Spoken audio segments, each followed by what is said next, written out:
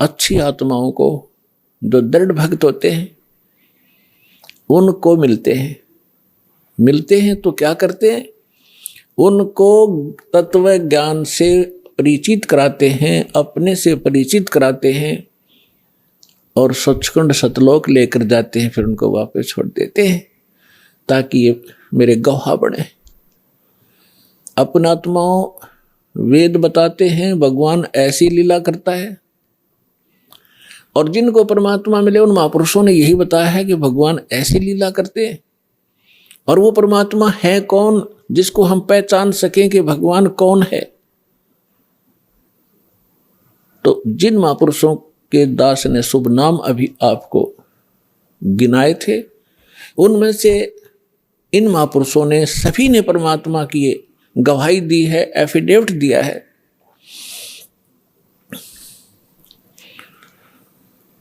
आदरणीय धर्मदास साहिब जी ने यही कहा है, और यही मलुकदास जी साहिब ने कहा है कि सतलोक से चलकर आए, अमर लोक से चलकर आए, गति करके आते हैं परमात्मा। काटन काल की जंजीर, काल ने हमारे को क्रम बंधनों से बांध रखा है, और क्रम के बंधन को समर्थ परमात्मा सत्य पुरुष ही काट सकता है, परम अक्षर ब्रह्म ही काट सकता है। कर्म के बंधन को, कर्म को, प्रारब्ध में किस्मत में लिखे हुए लेख को या संचित कर्म को न तो श्री ब्रह्मा, ना श्री विष्णु, ना श्री शिव, ना देवी दुर्गा, और ना ब्रह्म ना परब्रह्म, केवल परम अक्षर ब्रह्म ही काट सकता है। वो इसके अतिरिक्त और नहीं उस कर्म की बेड़ी को नहीं काट सकते।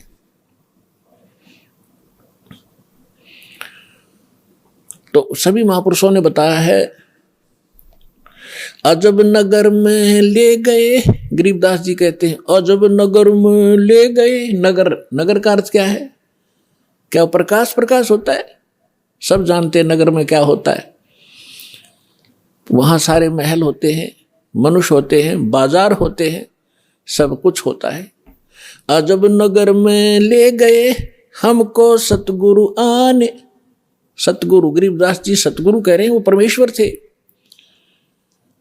जल के बिंब अगाध गति हम सूते चादर ताने। हमको परमात्मा आकर लेकर गए अजब नगर में, बहुत ही अनोखे शहर में ले गए, सतलोक में। और वहां जाने के बाद हमें पता चला सारी कहानी का, हम कौन हैं, कहाँ फंसे हैं, और यहां वापस कैसे आ सकते हैं अपने लोक को। अब उस ज्ञान से परिचित होकर के गरीबदास जी कहते हैं हम तो अब निश्चिंत हो गए, हमें सतगुरु मिल गए। सतगुरु मिल गए तो सत्संग भी मिलेगा, सत्संग के साथ साथ फिर सच्चा भक्ति विधि मिलेगी जिससे हम वहां जा सकते। तो गरीबदास जी कहते हैं हम तो भी चादर तान के सोगे, कति बेफिक्र होगे, हमारा मोक्ष निश्चित है। तो पुण्यात्माओं, आज जो सतलोक आश्रम बरवाला में आके इस दास से जो दीक्षित होते जा रहे हैं, वो चादर तान के सो जाना, आपका मोक्ष निश्चित है।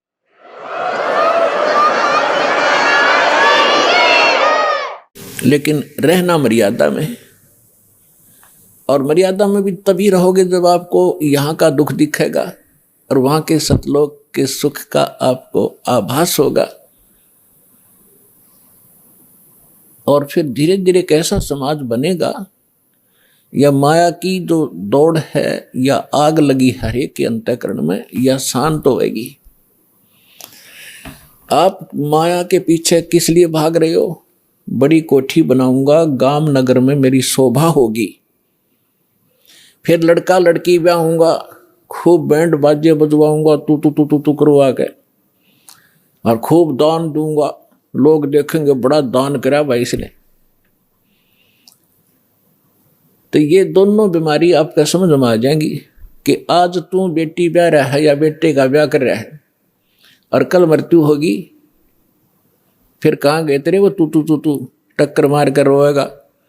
तो पुण्यात्माओं, यह सच्चाई है।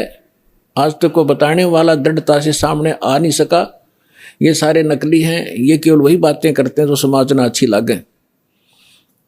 वो डॉक्टर नहीं होता जो ब्लड प्रेशर के मरीज को, हाई ब्लड प्रेशर के मरीज को कहे घी खा ले छक्के, वैसे खा कोई दिक्कत नहीं।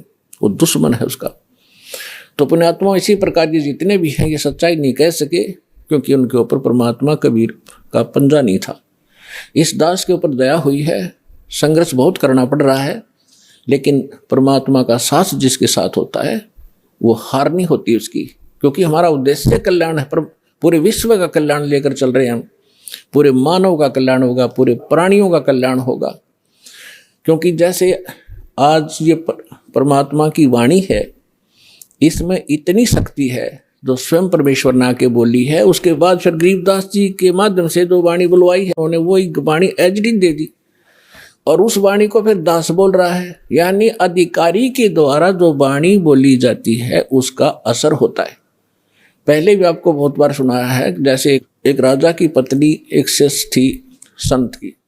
राजा इसका विरोधी था कि ये गुरु बनाने की आवश्यकता नहीं होती, राम राम घर बैठ के कर ले। तो राजा के इस भ्रम को निवारण के लिए संत ने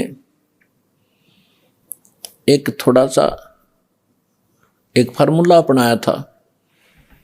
राजा गया उस संत के आश्रम में अपनी पत्नी के साथ कि महाराज क्या गुरु बनाना जरूरी होता है क्या? क्यों मूर्ख बनाते हो जनता को? भगवान घर बैठ के बज सकते हैं, कोई भी कर ले राम राम, इतना राम नाम ले ले।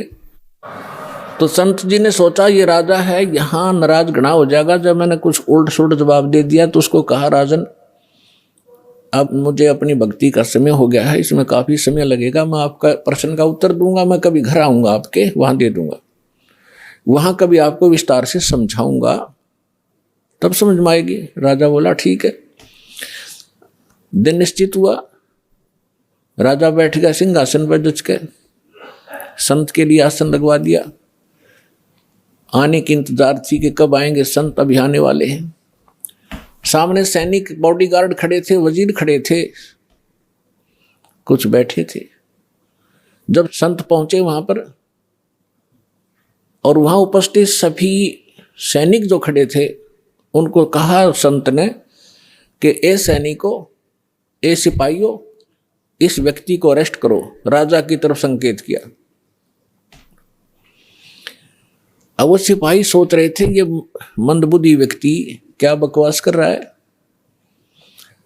उस संत ने दूसरी बार फिर कहा, तीसरी बार फिर कहा, लेकिन कोई टस से मस नहीं हुआ। राजा ने सोचा इसका दिमाग खराब हो गया इस संत का, ये मेरा राज हथियाना चाहता है। राजा ने कहा कि इसको अरेस्ट करो, सैनिकों को। यही शब्द उसने बोले, यही वो संत बोल रहा था। राजा के कहते ही उस संत को 4-5 सिपाहियों ने आके जकड़ दिया। अगले आदेश की इंतजार थी, अब इसका करें क्या। तब संत ने कहा कि हे राजन, तुम घर आए व्यक्ति का ये ऐसा ही सलूक करते हो क्या? राजा ने कहा कि आप क्या कर रहे थे? कि मैं आपके प्रश्न का उत्तर दे रहा था कि आपका प्रश्न ये था, क्या घर हम खुद भक्ति नहीं कर सकते? गुरु की क्या आवश्यकता है? राजा ने कहा ये खाक उत्तर दिया तेने, बकवास करने लग गया कि नहीं सुनो जानते हैं, मुझे छुड़वाओ पहले। राजा ने कहा छोड़ दो, न छोड़ दिए। कि जिस प्रकार जो शब्द मैंने बोला कि राजा इसको अरेस्ट करो, ये टस से मस नहीं हुआ आपके सैनिक, और आपने वही शब्द एक बार कहा था, मुझे 4 आना पकड़ लिया आकर के। तो आपके वचन में शक्ति है, आपके बोलते ही ये क्रियावान हो गए, और वो शक्ति जो आप वाली है वो राजनीति वाली मेरे पास नहीं है। मेरे पास शक्ति है अध्यात्म की। ठीक इसी प्रकार जो वचन मैं बोलूँगा परमात्मा की शक्ति सब पर कार्यवान हो जाएगी, और आप कहते रहना उसका कोई असर नहीं होगा। इसी से आप समझ लेना।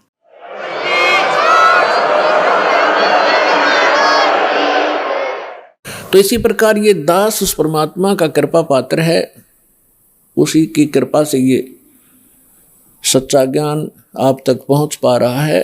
तो उस परमात्मा का आदेश और फिर इस दास के मुख से आगे चलेगा, ये सर्व प्राणियों का कल्याण करेगा। इसका तरीका देखो, परमात्मा ने कैसा एक अनोखा तरीका अपनाया है।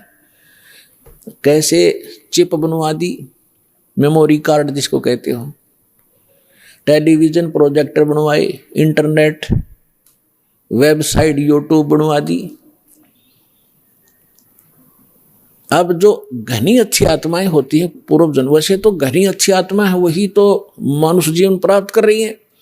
उनसे भी अच्छी आत्माएं वो भगवान के लिए भटक रही हैं, और उनसे भी वो अच्छी आत्मा है जो सतगुरु और सत्संग और सच्चा नाम प्राप्त, सतनाम प्राप्त कर रही है। तो आप जो सतलोक आश्रम बरवाला जिला हिसार हरियाणा में आ रहे हो, ये तीसरे नंबर की सर्वश्रेष्ठ आत्माएं हो, जो आपको शीघ्र से परमात्मा का ये मार्ग ठीक मिल गया। तो जो अन्य भी हैं उनके लिए परमात्मा ने ये तरीका अपनाया है सर्व प्राणियों के कल्याणार्थ। ये वाणी जो दास बोल रहा है रिकॉर्ड हो रही है, मेमोरी कार्ड बन रहे हैं, टीवी पर चल रहे हैं, आप घर पर चलाते हो, पशु पक्षी भी होते हैं, चींटियां भी होती हैं, मच्छर माखी भी होती हैं, उन सब के ऊपर ये वाणी अपना प्रभाव करेगी। काल ने जैसा जुल्म किया था उतना ही उससे भी अधिक रहम अब परमात्मा ने अपनी आत्माओं पर किया है। चींटी से लेकर हाथी तक, रंग से लेकर राजा तक, ये सारे कबीर परमात्मा के बच्चे आत्माएं हैं। इस काल ने हमारा हुलिया बिगाड़ दिया, हमारी दुर्गति कर दी, कुत्ते गधे सूर बनाकर हमें क्या डंगा खिला रहा है, और हम क्या खाते थे सतलोक में, कैसे रहते थे, कैसा सुख था वहां पर। अब आप तो भूल भाल गए, हम सब भूल भाल गए, भगवान ना कर फिर जगाए, यथार्थ ज्ञान को बताया। उससे पहले काल ने परमात्मा और सतलोक का नाम लेकर, कबीर जी का नाम लेकर के, और फिर और दूना ज्ञान फैलवा दिया। तो ये सभी उस परमेश्वर की आत्माएं हैं, उनके लिए परमात्मा ने ये समय फिक्स कर दिया था कि चौथा युग जब कलयुग आई तब हम अपना अंश पठाई। काल फंद छूटे नरलोई, सकल सृष्टि परवानिक होई। घर घर देखो बोध विचारा, सत नाम सब ठोर उचारा। कलयुग बीते 5500 पाचा, जब ये वचन मेरा होगा साचा। कलयुग बीत जावे जब एता। परमात्मा ने कहा है कि सर्व प्राणी, सकल सभी प्राणी परम पुरुष पद चेता। परम पुरुष यानी परम अक्षर ब्रह्म पूर्ण परमात्मा के पद, पद यहां दो का बोधक है। एक तो गीता अध्याय नंबर 15 के श्लोक नंबर 4 में कहा कि अर्जुन, तत्वदर्शी संत की प्राप्ति के उपरांत तत्व ज्ञान रूपी शस्त्र से ज्ञान को काटकर उसके पश्चात परमेश्वर के उस परम पद की खोज करनी चाहिए, जहां जाने के बाद साधक लौटकर फिर संसार में कभी नहीं आते, यानी पूर्ण मोक्ष प्राप्त करते हैं। गीता अध्याय नंबर 18 के श्लोक नंबर 62 में कहा कि अर्जुन, तू सर्वभाव से उस परमेश्वर की शरण में जा। उसी परमेश्वर की कृपा से तुम परम शांति को और सनातन परम धाम, सनातन शाश्वत स्थान, उस स्थान को, उस परम पद को प्राप्त होगा। और यहां दूसरा पद का अर्थ है पद्धति। पद्धति माने परमात्मा के पाने की यथार्थ विधि, वो ज्ञान। तो परमात्मा कहते हैं कि कलयुग बीत जावे जब एता, 5505 कलयुग जब बीत लेगा, उसके पश्चात पूरे सभी सकल सृष्टि, सारे प्राणी परमेश्वर के उस परम पद के चेता होंगे। चेता माने जानकार, ज्ञाता। और सतनाम सब ठोर उचारा। आज तक सतनाम ये बक्या करते थे, न कख नहीं पता सतनाम है क्या चीज। सतनाम 2 अक्षर का मंत्र है, जिसमें एक ओम है, एक तत् है। ये मूल मंत्र है जो दास आपको देता है। जैसे इन कमलों में बैठे जितने भी देवता हैं, ये अधिकारी हैं यहाँ के। तो हम अपने लोग को तभी जा सकते हैं जब हम यहाँ सब के नो ड्यू सर्टिफिकेट ले लेंगे, क्लियरेंस मिलेगी। हम इनके ऋणी हैं, तभी हम यहाँ बांध रखे इन्होंने। तो प्रथम जो मंत्र आपको दिया जाता है 7 नाम का है। ये पहले 5 नाम का शुरू किया था परमेश्वर ने, धीरे धीरे आने वालों ने वो खत्म कर दिए, वो वैसे और नाम सेलेक्ट कर लिए। तो ये मूल मंत्र है।